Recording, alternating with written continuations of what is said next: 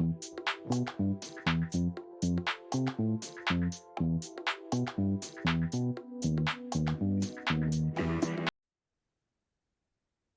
everyone. Welcome to episode 23 of the PHASE How to Become a Doctor podcast. The PHASE stands for Pre-Health Advising, Support, and Education. This podcast is hosted by Mr. Robby Bowen, Director of Pre-Health Programs, and myself, Matt Duris, the other pre-health advisors. So thanks for joining in with us today. We've got a great topic and a great guest here. We do have Erwin Torres here from the our own campus, but across campus at the Olinde LSU Career Center. He's the manager of career preparation. And so he's going to be talking with us about interviews. Erwin spends a lot of time prepping students for all sorts of interviews, but especially we're talking about medical, dental, optometry interviews. So but before we do all that, Erwin, why don't you just share a little bit about, your role, what you do here on campus? Yeah, definitely. Hello, everyone. Again, my name is Erwin Torres. I'm the manager for career preparation. So kind of preparing students for that next phase in life, whether that's careers or, graduate school or medical schools or dental schools. And that's kind of like, how do we prepare you with your mock interviews, with your resume, your personal statement, your cover letters, and how do we, how can you market yourself and how can you stand out when it comes to those applications and also standing out in your interview to lead you to your next step. So that's kind of like a little summary of what my job is. And then, of course, working with students and alumni with, different group appointments, one-on-one appointments, advising that we have here. And of course, all the different resources that we'll have. And I'll kind of mention in a bit too, as well.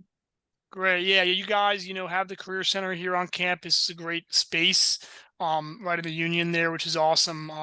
Definitely privileged to have it, to definitely utilize it. But we're going to really get into the nitty-gritty of interviews here. And my first question for you, Erwin, just to kind of back up a little bit, would be, why do you think medical dental schools have interviews even to begin with? Yeah. I mean, the main thing about just kind of thinking about there's different review committees, right? And they want to confirm that the applicants that are applying have the characteristics that are valuable for the profession by, assessing their interpersonal skills and their professionalism. They also want to kind of confirm that what the students have stated on their application and their personal statement aligns with who they are in person. It's easy kind of writing down different things, but it's like, can you translate that from paper to person? And that's really the main reason for conducting these interviews, to kind of get that confirmation of this is who you are, and this is how you're prepared, and this is, the final step to get accepted into the program. Yeah, I appreciate you bringing that up, because as I, have interact with students, I've found this can be a mistake of, not reviewing what you submitted on the AMCAS ADSAS in June, and then you interview in January and they ask you about a sentence you put in there and you don't even remember putting it. And as you mentioned, they're not, some are blind interviews, but some aren't. And you have to kind of, know what you put for sure. So that's good. But, kind of in general, like, what would you say that, they're looking for in an interviewee? What's kind of like, one or two things that are important? Yeah, I mean, the main thing with the interview, because whether it's in person or virtual, is the fact of highlighting your strong communication skills. And also those kind of the questions are based on also having self-awareness about highlighting your strengths and your weaknesses, also showing that humility aspect, showing compassion and empathy, and that you can also make informed decisions by highlighting and illustrating your critical thinking skills and then also your problem-solving process. And that's really what the whole point of the interview is kind of like, do you have the skills necessary that align with the program, with this profession? And that's kind of what they're looking forward to. So ultimately, having those strong communication skills and being able to make informed decisions are what they're what's going to stand out and what they're looking forward to. Yeah, no, I think that's great. You just mentioned the that softer side of medicine, of dentistry, where the MCAT, the DAT, the OAT can show you can do science, but communication, as you mentioned, is just so important to the medical dental optometry field. And it just makes me think about the AAMC core competencies, these things that students need to demonstrate. And as you mentioned, the interview shows real quick to them, if you have some of these things. So yeah, let's just kind of get into, some real details here. Just why don't you give us some examples of questions that you've seen in your prep with students for medical and dental school, interviews? What are some of those questions out there that they might be asked? Yeah, I mean, going from simple as, tell me about yourself is kind of usually the first question, tell us a little bit about yourself. That kind of also sets the tone of your interview, right? And so that's usually kind of, they want to get that general overview of who you are. then that can lead also just kind of to another personal question of like, what is your greatest strength and what is your greatest weakness? And so sometimes people are kind of like, can I highlight this? Can I also, what are the things that I want to highlight? What are the things that are going to make stand out? And then sometimes they're like, well, I don't know if I want to share a weakness, but that's going to be why they're asked. And Right. then the next question will be like, why do you want to become a doctor or a dentist? Like expanding your motivations, your experiences, your reasonings behind that is the next kind of step of why this program will lead you to becoming that doctor and dentist. And then we go into these behavior questions because past behavior determines future behavior. So how you handle situations in the past kind of determines how you're going to handle them in the program or in the Right. field, right? So then you'll have like, describe a difficult situation that you face and how did you resolve that? Or tell me about a time that you had a conflict with someone. And then how did you handle stress and pressure? And most of these questions tend to be about self-reflection, about thinking about how did you experience them? What experience did you have? What did you learn from this experience? And how did this make you a better person or individual or professional? Then we go into like, of course, like how do you see yourself? Where do you see yourself in 10 years, after in your career? And then also like kind of even like what are the qualities that you believe are most important in a healthcare provider? And again, like highlighting those skills, those soft skills like compassion, empathy, communication skills play a big part because ultimately they know that you've made the accomplishments, that you have had the experiences. But again, it's like, do you have that humanity? Do you have that humility that's also part of this whole concept of being in medical school? Because yeah, it's like I have the technical skills, I have, the analytical skills, but you have that self-reflection. Humility skills is also a part in the fact of like asking these questions. Yeah, that's So great. I thought you mentioned a few great things there with the humility and the just the self-reflection. Robbie, we're gonna say yeah, something? so you talked a little bit about self-awareness earlier, and then that question, like, tell me about yourself. Um, how what advice do you how do you advise students to prepare for that? Like, should they have a prepared statement? What's the best preparation for a question like that? The main thing that I always tell students is to kind of think about like what are the things that they want to highlight and the things that they don't want to highlight.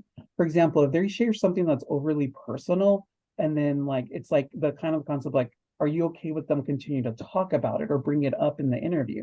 And they're like, no, like if they're talking about something that they struggle with or something that happened personally in their family. And I'm like, is that something that you're willing to share and continue this conversation? They're like, no, then maybe that's not something we should share.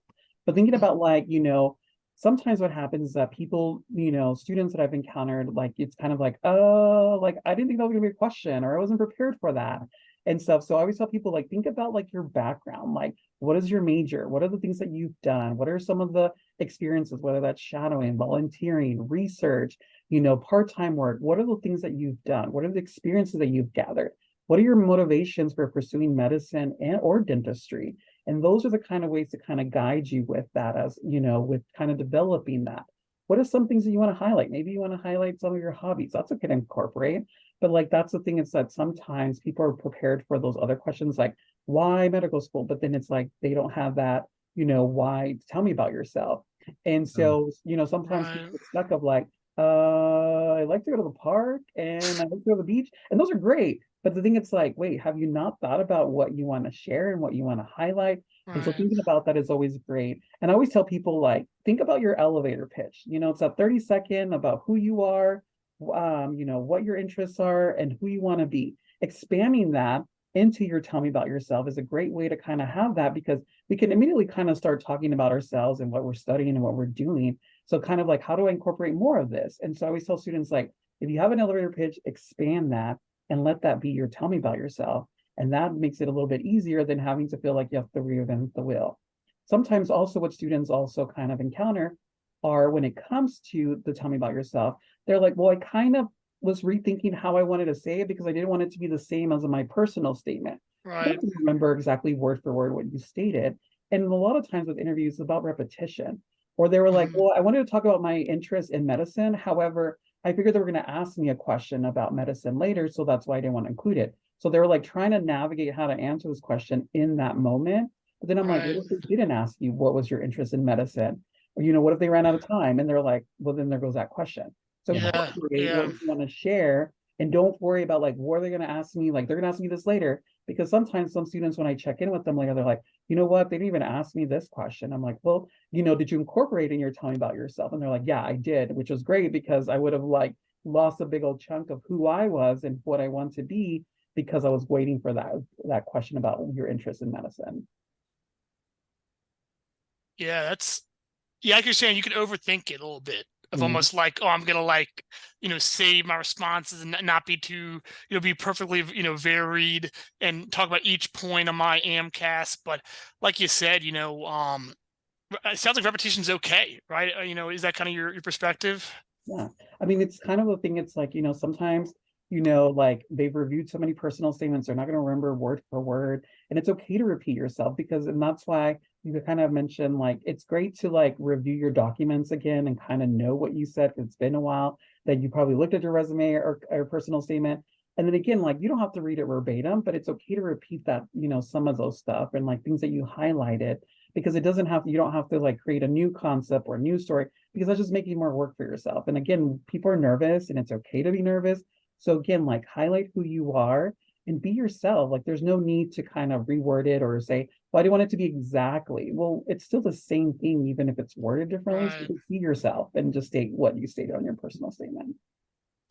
That's that's good. And like I said, there's also blind interviews out there as well. So your interviewee Mhm. might not have read your packet before. And so like how you said that, I think it's important just the authenticity, like answer the question, as you mean it and not trying to like just do what they hear, do what they want to hear or whatever. That's good.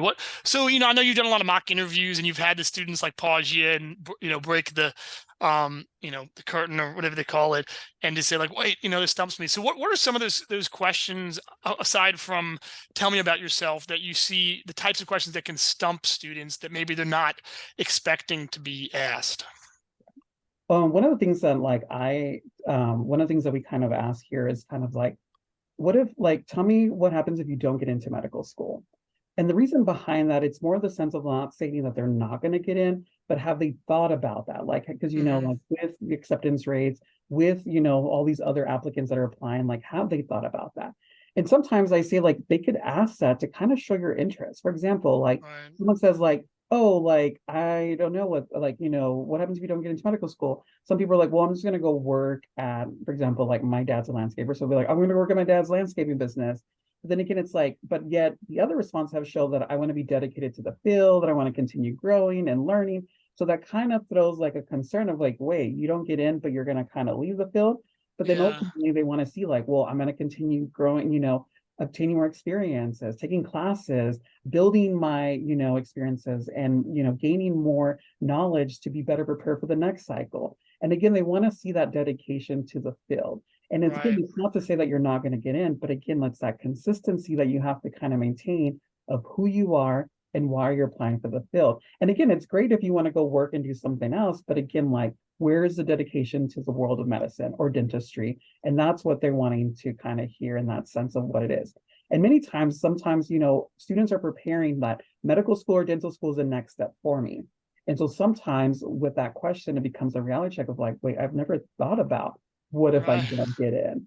And it's like, and it's not trying to like discourage them but it's just kind of having that, like, what is the backup plan? And that's kind of how it is in life, right? We have plans, but we also have backup plans. And so Right. kind of putting that in perspective for students of like, what happens if you don't get in? What are the things you're going to do to stand out as a candidate the next time? And even sometimes in that question, it could lead to them like, oh, they're showing their dedication to this field and continue wanting to progress and grow. So that can kind of encourage that, like, yeah, that shows that consistency. So that's one of them, besides telling about Yeah. yourself. The other one is like, tell me about a time you made a mistake. I think that sometimes, there's that vulnerability of like, well, I don't want to highlight what I made a mistake because are they going to like judge me for that or criticize Right. me for that? But the thing is like, we all have made mistakes. But the thing is like, what have we learned from this? And that's Yeah. really what the question comes from is like, what have you done that you've learned from? And how has that made you a better person and professional? And that's the kind of question it is. It's the same way as sometimes where, we've done mock interviews and I've asked someone like, what is your greatest weakness? And they're like, I can't think of one. But that's an immediately red flag because we all have Right. them. And then it's kind of that arrogance aspect of it. And that's not really what they're looking forward to. So Right. thinking about like being honest and being just kind of saying, hey, like, this is what mistake I made, and this is how I learned. And that's what's going to happen. And they see that because, again, like past behavior determines future behavior. So when you're in medical school or dental school, and you make a mistake, it's going to be like, are you going to learn from this? Or are you going to keep making the same mistake? And that's how they kind of see that perspective too. And then the last one that I see that students get stumped on, of course, like ethical dilemmas and scenarios. They kind of break it down of like what they see and what they think is important, but they don't make that decision. And ultimately, when they're asking those kind of questions, they want you to make the decision. Like they want you to show your work on how you're leading up to the decision. But sometimes they're like, well, it could go either way. I'm like, well, if they're asking you the specific question, whether it's like there's a treatment and there's 3 people who need it, but who gets it, they're going to want you to make that decision, right? That's good. Or if there's someone who doesn't want to have surgery who actually needs it, how do you have that conversation with them? It's not like, okay, well, bye, but you want to still inform them, and maybe there's concerns, maybe there's other treatment. So thinking about those unethical scenarios and dilemmas are important because they're expecting you to have a response, an actual decision based off of that question. Yeah, that's good. That last one you highlighted was good because, we're talking a lot about the open interview format, but, as well, there's the multiple mini interviews as well with the situations and scenarios that med schools are doing. And as you mentioned, they're looking at your decision making, your leadership skills in there, and we could do a whole nother episode on that. But I did just appreciate you, highlighting those hard questions that really are true, the weakness, the different ones that they can come to you guys and practice first, or practice with their mom or friend for sure, because it's tough. You get one shot a lot of times with these interviews, and it can be overwhelming for them. Yes. So we could dive into a few other things, but I did just want to talk about some practicalities for interview day. I mean, this may seem like an obvious, answer to students, but we really need to talk about this dress. How do they think about, dressing for an interview? Because, I know like there's a lot of different thoughts out there, different guys and girls. So what's kind of y'all's standard advice there? The main thing is like, it's business professional attire, whether it's virtually or even in person. Well, of course, in person, but even virtually. And just kind of, a suit jacket is needed, even if it doesn't match. It's the idea of just having that professional attire. We always tell people to also kind of stay with neutral colors, nothing too flashy, nothing too distracting, because again, it's not, sometimes people are like, well, I want to focus on my outfit, but it's more about who you are, not what you're wearing. Right. And also making sure that you're comfortable in your clothing and shoes, because again, like now there's plenty of shoes that have memory foam or, there's support in there. It's okay to have those. Like you don't have to have like trendy, there's a lot of dress shoes now that are very comfortable and stylish in the sense. So just kind of being comfortable with that, because you're going to be walking around, you're going to be, moving from one place to another, and, probably going to lunch. So there's a lot of movement that tends to happen. So it's like, are you comfortable and are you struggling trying to walk in your shoes, trying to go to the next room or next meeting that you're a part of as well? And always kind of the thing, it's like, one of the things that we always emphasize, like you dress good, you feel good, and you do good. And that's always kind of that concept of like making sure that you're, professional attire, like I said, like a blouse, for women, if men button down, tie is always good. A jacket for both is always important, just because it's always necessary just to kind of make that first impression. Because we know first impressions really matter. And that's kind of the idea to kind of keep in mind. Also, like I want to highlight with, even if it's virtual, I always tell people to get fully dressed up, because there's situations that I've heard from students where they kind of got caught in the moment of like, for example, there was one student that said that they were in an interview, and this wasn't for medical school or dental school, but just something to think about. It was for the employer. They asked the student if he could stand up in his interview, like virtually. And he was like, oh my God, I have basketball shorts underneath my whole suit that I look like professional. There was one student who mentioned during their actual medical school interview, they had dropped their notebook. So they had stood up to stand up, and they could see that the student was wearing like sweatpants. They didn't address it, but then he was like, I felt awkward afterwards because they saw me stand up and try to get my notebook and saw that I had sweatpants on. So again, it's that idea of like being mindful, because we never know what situation or scenario we're going to be in. Again, we want to maintain that professionalism throughout the whole interview too. I heard a couple of students last year told me about in the medical school interview, they were asked to stand up. So I think that happens more commonly than people think. Yeah. Yeah, better safe than sorry. It sounds like if you really want to be a doctor or dentist, why risk it for, like you said, you want to be comfortable, but maybe the most comfortable, dress pants you could find, for sure. But I do appreciate that comfort part. I think about our dental students, doing the chalk carving, things like Mhm. that. Like it's more than just, a 15-minute sort of interview that some of them are doing. So okay, but so obviously we talked about the questions a little bit, but what are kind of some other main misconceptions or mistakes that maybe you see students have when it comes to interviewing? So some of the misconceptions that I'll say, or just kind of mistakes, in general, is that, we have to be mindful of our nonverbal communication, like our body language, our eye contact, and our tone of voice too. For example, like if we're talking to someone, it's maintaining that eye contact. The body language, we don't want to be like, so for example, if we're in the swivel chair, we don't be like constantly moving because it could be distracting, right? We also want to make sure that we're engaged in the conversation, that, we're paying attention, to it. Also, like even if it's virtual, like you don't have to be like very zoomed into the camera, but at least Right. Yeah. eye level is always important. And then Yeah. so that's one, just kind of paying attention to our nonverbal communication because that matters. And of course, if you're sitting down like this with your arms crossed, that kind of gives the illusion like I don't want to be here, like I don't really care for this. So even though it might not be, that's kind of what it reads off as too. So being mindful of that. Of course, your tone of voice, you want to keep it a level, like level voice. You don't have to yell, you don't have to scream. You don't have to, Right. I know that we're nervous, but also be mindful we don't want to be whispering either because they can't hear us either. Right. So that's the first one. The next one is kind of, like sometimes some people will respond on how they think the review committee wants them to respond rather than them being themselves. And that's where kind of gets confusing because then you're not being yourself. You're not being authentic because you're saying, I'm going to respond to how they expect me to respond or how I think that they might want to hear. But really, they want to know who you are and who you Right. actually are. So again, like, how can you respond to what they want to hear if you don't really know that's not really who you are and that you don't really know what they're actually looking for in that aspect. And then we mentioned this earlier about overlooking soft skills. Like, don't solely just focus on your achievements, highlight your interpersonal skills, your communication skills, because that's always important. And then the one thing that I'll also say is like, confidence and arrogance. There's a very, very thin line when we're doing these Right. interviews between confidence and arrogance. And that's the main thing is that we want to show humility and the willingness to learn. And that's what eludes us confidence of understanding that you have these strengths, but you also have weaknesses.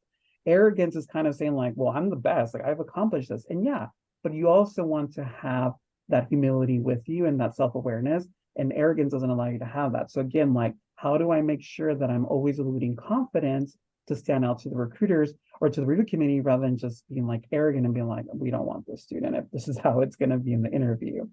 And then the last thing that I will say is like they students might not ask questions. They're like, well, I don't know what to ask, or I didn't think to ask Yeah. questions. They're expecting you to have questions because you're gonna have questions. Yeah. And then I always tell people like prepare 3 to 5 because if they answer 2 of them, you still have 3 more questions left over. And think Right. about questions that are not easily found on the website, like things that you're really interested in learning more about. And it's okay to have those questions because at the very end, it's like, oh, do you have questions for us? And you're like, oh no, I don't have any. Then that kind of looks like, well, are you not prepared? Also, like sometimes people will say, well, you answered my questions, but at least it like, did we answer your questions? Or is that Right. the default response? Just so you Right. can say, oh yeah, you answered them. So always making sure you have questions is always kind of important to have. And then there was one more that I actually wanted to highlight is that it's okay for students to ask for a minute and a moment to respond Mhm. before, like they kind of go in there and start rambling, but then afterwards they're kind of stuck on that because they're like, what did I say? And then where's this going? It's okay to have that moment and say, hey, thank you for the question. Can I have a moment? Can I have a minute? And kind of gather yourself to be able to answer more thoughtfully rather than just rambling through and then being like, what did I just state? And then we've already moved on to the next question too. Yeah, that's great stuff. I was thinking about your point about the website, like, oh, was it if it was already answered on the website, and that, you know, we all maybe kind of assume this. We have to kind of say, like, you need to read the school's website, front and back before that interview and know everything about it. Because like you said, if you ask something that's on the website, it's gonna look like you didn't even look them up, Mhm. and so yeah, I definitely appreciate that. I always tell students like you're not they don't want to know why you want to be a doctor. They want to know why you want to be a doctor trained at their school. Yeah. And like that's a miss of like, oh yeah, I want to just get into a med school. It's like, no. You want to tell them you want to get into their med school, and that you've read about their med school and you know about their med school, and you have some questions about their school. And I really do appreciate that point, because definitely something that can take students by surprise. So I just want to leave the last few minutes just kind of talk about that, maybe the preparation side, like I think we've just proved here, preparation really is important, but just want to, say, all right, how does the Career Center help prepare our students for these interviews? Definitely. So as we do mock interviews, we can do them virtually or in person. So we can have that student have scheduled and had multiple mock interviews with different of our student services team. There's over 11 of us, so there's plenty of people to go around. We also help out with interview prep. So if you want to kind of go over what to expect in the interview, what to have, and then do the mock interview, we can set that up as well. We talked about professional attire. We just launched already for this fall semester our Suit Up grant, which is where students can apply, and then the selected students can win up to from $100 to $200 gift cards to JCPenney's to purchase professional attire. So that's a great resource to have that we offer in the fall and the spring semester. And then, of course, we have Quincia, which is one of our AI programs to review resumes, and you can also do mock interviews on there as well. So for those students who are like, I don't know if I'm ready to interact with an actual individual yet, the Quincia is designed to help students kind of get over that barrier. It's an AI program through your computer. You have to have your camera on, your microphone, but it allows you to schedule that interview any time of the day, whether it's on the weekends or during the holidays, to kind of get that practice and feel more confident and build that, because that's what's going to better prepare you for your interviews and be able to present your best self too. And that's kind of like a general overview of what we provide, especially for preparing for an interview. Yeah, I mean, I do want to just tell students, like, you guys serve current students and alumni. So I know we have a lot of students that maybe they graduate LSU, they think we've left them out to dry, but Robby and I always tell them we do pre-med advising over here, and you guys, still help them over there as alumni. So that's great. I know they can go through Handshake, right, to schedule this stuff. So yeah, so they can set up through Handshake if they are an alumni. And they don't have their access to the LSU, we can set it up through their personal email, so that way they can still have access, because our services here at the Career Center do not expire. So they just continue on as an alumni. That's great. So Robby, if the student, if they want to do the mock interview, do they tell you, like, I'm preparing for a dental school interview, or what should the student provide for you guys, or how do they let you know what they're coming in for? Right. So when they select the purpose of the interview, like for example, the mock interview, on there it'll say like the reason for the interview of the appointment, and then they can say like, oh, for dental school or for medical school. So they can always we'll always ask them for what purpose, so that way we're prepared. So when we meet with them, we already have those questions and have that feedback ready for their appointment. Yeah, and then Quincia, how do they find that as a student? So Quincia is on our website, lsu.edu/career, or Quincia. Quincia is QUINNCIA.io. That goes directly to our Quincia website. If you utilize your LSU email address, it's completely free to utilize. So again, make sure you utilize your LSU email address because it will ask you to like activate your license. But if you utilize LSU, you're good to go. And again, it's completely free to set up. And again, that's just quincia.io to access that platform. Great. And then if students like have more questions for the Career Center or for you after watching this, what's the best way they can ask those questions? Yeah, I mean, they can definitely reach out to us at the Career Center. We're located on the first floor of the Student Union next to the ATMs and across from the Sonic. They can definitely always reach out to me. I'm happy to help out. My email is Erwin, ETOR13 @LSU. And, or they can call us at our office, stop by, set up an appointment, however works best for them. Of course, I'm sure they'll reach out to you guys, but just know that we're here to help out. And like I said, there's different ways they can connect with us here at the Career Center. Yeah, and then for virtual interviews, is there spaces on campus that they could use for a virtual interview? Yes. So upstairs on the second floor of the Student Union, we have our interview rooms. So students can rent those out and reserve those and kind of, for the day, it's open from 8 to 4:30.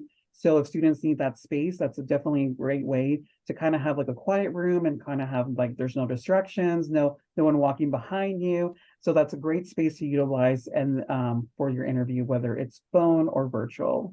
And it's upstairs in our student union. And we do have a form on our website to complete to reserve that space too. Is that free? Yes, completely free for students. Especially like I said, it's throughout the whole semester that it's open. Just when we're closed on holidays or break, Right. that's the only time it's not accessible. All right, great. Well, yeah, you guys, Erwin and Rob, you have any other thoughts you wanted to share about interviews before we close? No, I just, Erwin, like one takeaway advice that you give. I got an interview for med school. What's going to be your takeaway advice? My always advice is, and maybe it's cliche, is just to practice out loud in the mirror, like how you present yourself. And I know that sounds cliche. Like I always tell people, like practice when you're washing the dishes or doing, folding laundry. Practice out loud, because sometimes we feel like we're gonna look crazy or I'm gonna feel weird because I'm speaking out loud. But that's the best way to feel comfortable, because it's kind of like when you're reading a paper. If you read it out loud, you'll catch those mistakes. The same way when you're Yeah. speaking out loud, you're like, wait, that sounded a little weird, or that did not make sense. So I always tell people, like, practice out loud when you can, because that's just going to allow you to be like, okay, that makes sense. And I feel more confident and more, much more comfortable responding to tell me about yourself or any of these questions that are asked. And that's the main thing. It's always practicing out loud is the best advice I always want to give to people, even as cliche as it sounds, because I think sometimes we're like, oh, we're great for interviews, but then it's always great to still practice and prepare for them. Right. Yeah, well, look, thanks for joining us. Really do appreciate all you had to share, and it's great the students can access you on our campus as well. But thanks for watching this. Just want to encourage you guys, as Erwin mentioned, you guys work so hard to get that interview. We really do encourage you to take advantage of the resources on campus to definitely practice and prepare. And if we can support you in any way, let us know. But thanks again for joining us, and we'll see you all for next episode. Thanks, Erwin. Thank you.